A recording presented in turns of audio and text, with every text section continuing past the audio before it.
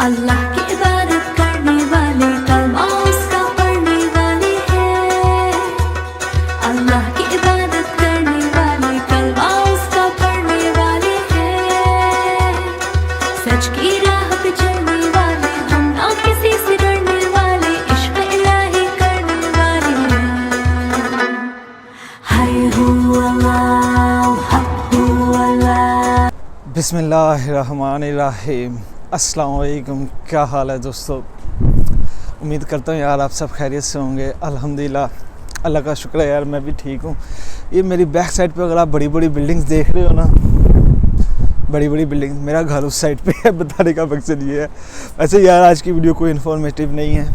एक दोस्त आया पाकिस्तान से, उससे मिलने जा रहा हूँ। आप लोगों को भी कोशिश करूँगा उससे मिलवाऊँ अगर उसकी ख्वाहिश हुई तो। देखते हैं उसके पास मिल के। एमिनोनो आया हुआ है, मेरी इस साइड पे एमिनोनो है। तकरीबन मुझे कोई 10 से 15 मिनट वॉकिंग करके जो है एमिनोनो जाना है। ये हलीज है, हलीज का ब्रिज है, मेरा बहुत ही फेवरेट पॉइंट है ये भी कह लो। इसकी थोड़ी सी बैक साइड पे तकसीम है, गलाटा टावर है, और इस साइड पे मेरी राइट साइड पे मतलब अयूब सुल्तान है। अयूब सुल्तान, हज़रत अयूब अंसारी की मस्जिद जो मतलब साहबी हैं, उसके ऊपर मैं ऑलरेडी वीडियो बना चुका हूँ, आप देख सकते हो साहब अयूब सुल्तान की।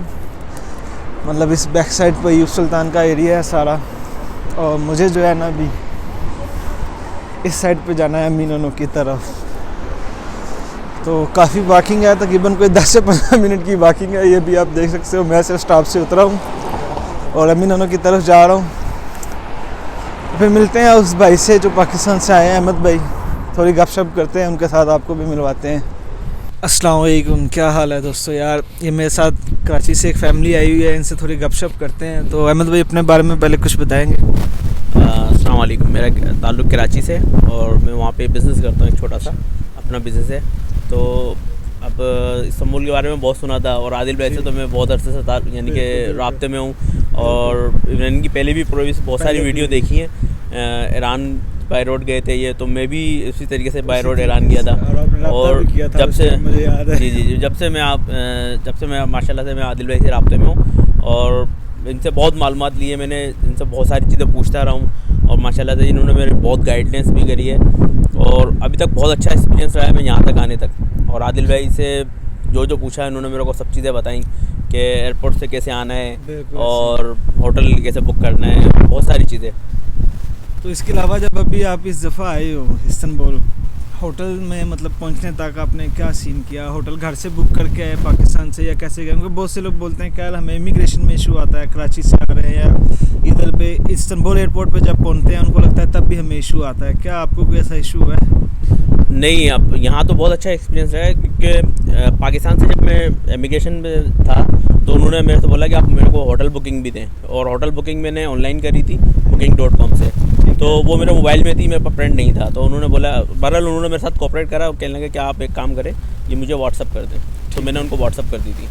लेकिन यहाँ पे तो उन्होंने मेरे से कुछ भी नहीं पूछा, ना ये पूछा है कि आपके पास होटल बुकिंग है या नहीं है, या फिर आपके पास रिटर्न टिकट है या नहीं है, कुछ भी नहीं पूछा। लेकिन बहरहाल ये चीज़ें होनी चाहिए सफर में, मुझे पता है ये चीज़ें, होटल बुकिंग और वापसी का रिटर्न टिकट, ये चीज़ें, और शो मनी भी होनी चाहिए क्योंकि वो इन सब चीज़ों में से कुछ भी पूछ सकते हैं, किसी से भी पूछ सकते हैं। ये कोई फिक्स नहीं होता, इमिग्रेशन ऑफिसर की अपनी मर्ज़ी होती है। क्या ख्याल है जी? तो इसके अलावा जब आप इस्तांबुल से हवा IST बस जैसे चलती है, टैक्सी चलती है, बहुत से लोगों को ये भी इशू होता है कि यार हम इधर आ जाएंगे, आगे जो भी होटल लिया हुआ है। एक और चीज़, होटल आपने पेड किया था, बुक, या खाली बुकिंग की हुई थी, ये भी बताएं। ये मैंने असल में ये इन्होंने एक ऑफ़र दी थी जिसमें कुछ पैसे कम कर दिए थे। ये पेड होटल था, पेड होटल था आपका, ठीक है। तो इससे फ़र्क नहीं पड़ता, उससे फ़र्क नहीं पड़ता। और दूसरा ये कि हवाज़ जो बस आती है वो इस्तांबुल में तकरीबन सब जगह आती है, हर पॉइंट पर आती है। और उसमें सारे पॉइंट जो है उनकी एप्लीकेशन भी है, उससे एप्लीकेशन में आप ये सब चीज़ें देख सकते हैं कि कहाँ आती है। अब ये चेक कर सकते हो कि यार आपका होटल कहाँ है, आप उस हिसाब से उस स्टॉप पे। अच्छा, और हवास में एक मेरे साथ एक इशू ये भी आया था कि उनकी एप्लीकेशन के ऊपर मैंने क्रेडिट कार्ड से अपनी पेमेंट लोड कर ली थी और जब मैं इस्तांबुल पहुँचा हूँ तो मेरे पास इस्तांबुल की सिम नहीं थी। तो जब मैं एयरपोर्ट से बाहर निकला हूँ तो वो काम नहीं कर रही थी एप्लीकेशन। बिल्कुल। तो फिर उन्होंने बोला आप क्रेडिट कार्ड दे दें, तो मैंने क्रेडिट कार्ड से पेमेंट करी है उनको। ठीक हो गया, यानी कि उसमें भी था कार्ड में बैलेंस। जी ओके। तो वो जाहिर बात है, क्योंकि जब आपके पास सिम नहीं है तो आपके पास नेट नहीं चलेगा, और अगर एयरपोर्ट में अंदर आए तो वाईफाई मिल जाता है। जी वाईफाई अंदर एयरपोर्ट पे एक जगह वाईफाई के पॉइंट था, वहाँ पे काउंटर अपना लगा हुआ पासपोर्ट था। जो है स्विप करके और वहाँ से स्लिप कुछ मिनट के लिए आप वो मतलब 1 घंटे के लिए, 1 घंटे के लिए एक ऐसे ही घंटे है। के लिए। तो वाईफाई आपको मिल जाता है काफ़ी इंटरनेशनल एयरपोर्ट्स पे जो लोग घूमते फिरते हैं ना, मेरा भी बड़ा एक्सपीरियंस रहा है, तो काफ़ी जगहों पे वाईफाई फ्री सर्विस मिल जी। जाती है, 1 घंटा कहीं मिनट्स होते हैं इस तरीके से, तो आप उससे फ़ायदा उठा सकते हैं। तो इसके अलावा भी आपने TRC वगैरह भी अप्लाई करनी है मेरे ख्याल से, उसके बारे में कुछ एक्सपीरियंस शेयर करना चाहेंगे? क्या आपने सोचा है, क्या प्लानिंग है? आदिल भाई TRC के लिए तो हर बंदा यहाँ पे हर कोई बोलता है कि मुझसे बनवा लें। बिल्कुल ऐसे ही है। और अभी तक तो मैं अभी अपार्टमेंट ही ढूंढ रहा हूँ, सही है। और आपसे भी मैंने यही बोला है कि बिल्कुल, मुझे कोई हो बिल्कुल। तो मुझे बताइएगा। ऐसे ही है। तो फिलहाल तो अभी बुरसा घूमने जा रहा हूँ, ऐसे ही वहाँ से फिर वापसी आके देखूंगा, या वहाँ पे कुछ हो गया तो वहाँ देख लूँगा। नहीं, इंशाल्लाह बुरसा में अगर आप अप्लाई करते हो इंशाल्लाह फ्लैट भी मिल जाएगा। आप जा ही रहे हो माशाल्लाह, आपका खुद मेरे से ज़्यादा एक्सपीरियंस है कंट्रीज़ घूमने में, तो आप ये भी देख लिया आपने कि आप किसी से भी रब्ता करते हो, अगर आपको फिर भी समझ नहीं आ रही, आप किसी प्रॉपर्टी डीलर के पास जाओ, उसको आपने देखो पैसे देने हैं, आपने उसको किराया देना है, एडवांस देना है, उसकी कमीशन देनी है, उसने आपको घर ढूंढ देना है 1 दिन में ही या 2 दिन में, बड़ी बात। घर तो उसने आपको बेशुमार दिखा देने हैं। सही। फैसला तो आपने लेना ना कि जी हाँ ये मेरे मतलब का है, ये मुझे पसंद आया, ये लोकेशन, तो जो भी है। अब जाहिर है आप जा रहे हो बुरसा में, एक नया सिटी है जहाँ आपको ज़ुबान भी नहीं आती, और आप पहले भी इस्तांबुल आ चुके हो, तो कोई एक्सपीरियंस ऐसा शेयर करना चाहोगे कि जिससे लोगों को लगता है कि इधर हमें ज़ुबान नहीं आती तो बड़ा मसला आता है कम्युनिकेट में, तो उसके हवाले से आप कुछ शेयर करना चाहोगे? देखिए, आने से पहले थोड़ी बहुत तो रिसर्च आदमी कर ले, और थोड़ी बहुत लैंग्वेज के बारे में यूट्यूब तो ऐसा उस्ताद आ गया है, हमारा गुरु आ गया है। बिल्कुल। अगर आपको कुछ नहीं आता आप गूगल पे सर्च करके उसको सीख सकते हैं। और लैंग्वेज में भी थोड़ा बहुत ये काउंटिंग वगैरह और थोड़ा बहुत इधर जाना उधर जाना, ये चीज़ें मैं थोड़ी बहुत सीख ली थी। और ये लैंग्वेज कितने के का ऊपर है तो जी, लैंग्वेज के ऊपर तो वीडियो भी मैंने एक शेयर की हुई है, बाकायदा एक यूट्यूब चैनल भी है हमारे पाकिस्तानी का, माशाल्लाह इधर स्टूडेंट है, लैंग्वेज सिखा रहा है तुर्की, जितनी अच्छी वो सिखा रहा है ना जी। अपना अहमद भाई, मेरा नहीं ख्याल कितनी अच्छी आपको कोई सिखा सकता है, यहाँ यूनिवर्सिटी वाले भी इवन, क्योंकि मैं यूनिवर्सिटी में भी जाके देखा है कैसे पढ़ाते हैं, वो उनसे बहुत अच्छी सिखा रहा है, लेकिन लोगों को नहीं समझ आती, सीधी बात है। तो उसका चैनल का नाम मैं दोबारा एक बार आपके सामने भी जिक्र करूँ ताकि आप भी दोबारा कोई फ़ायदा उठा सकें। तुर्क दिली नाम है, मैं पहले भी वीडियो शेयर की हुई है। तो ठीक है यार, भी वैसे अहमद भाई ने जो है कल जाना है बुरसा आपने? हाँ, कल जाऊँगा इंशाल्लाह। तो कल इंशाल्लाह इन्होंने बुरसा जाना है, वहाँ पे अगर इनका काम हो जाता है, सेटिंग हो जाती है, अल्लाह करे इनको घर अच्छा मिल जाए, क्योंकि इन्होंने TRC अप्लाई करनी है, वहाँ पे घर मिल जाता है अच्छा सा, तो इंशाल्लाह ये TRC वहाँ अप्लाई करेंगे, नहीं हुई तो ये इस्तांबुल वापस आ जाएंगे अगर ना समझ आया। ऐसे ही है। मैं अभी 3 दिन के लिए जाऊँगा वहाँ पे। तो फिर इंशाल्लाह इस्तांबुल में जो हो सका मैं भी इनकी हेल्प कर दूंगा। बाकी यही है कि अगर ये बुरसा जा रहे हैं, वहाँ कुछ हो गया, इनका सेटिंग हो जाती है तो वेल एंड गुड है। मेरी दुआएं भी हैं इनके साथ कि इनका काम हो जाए, क्योंकि इस्तांबुल में काफ़ी टाइम लग जाता है लास्ट टाइम कार्ड अप्लाई करने में। आजकल वैसे जल्दी अप्लाई हो रहा है इधर भी, लेकिन इस्तांबुल वगैरह ज़रा लोगों को नहीं पसंद आता, इंटरनेशनल शहर होने की वजह से ना, क्योंकि बहुत यहाँ पे कह लो कम्युनिटी बहुत है अपनी, इस वजह से। तो दूसरा शहर आपने बहुत अच्छा फैसला लिया, मेरा भी यही मानना है, और बुरसा बहुत अच्छा शहर है रहने के वाले से।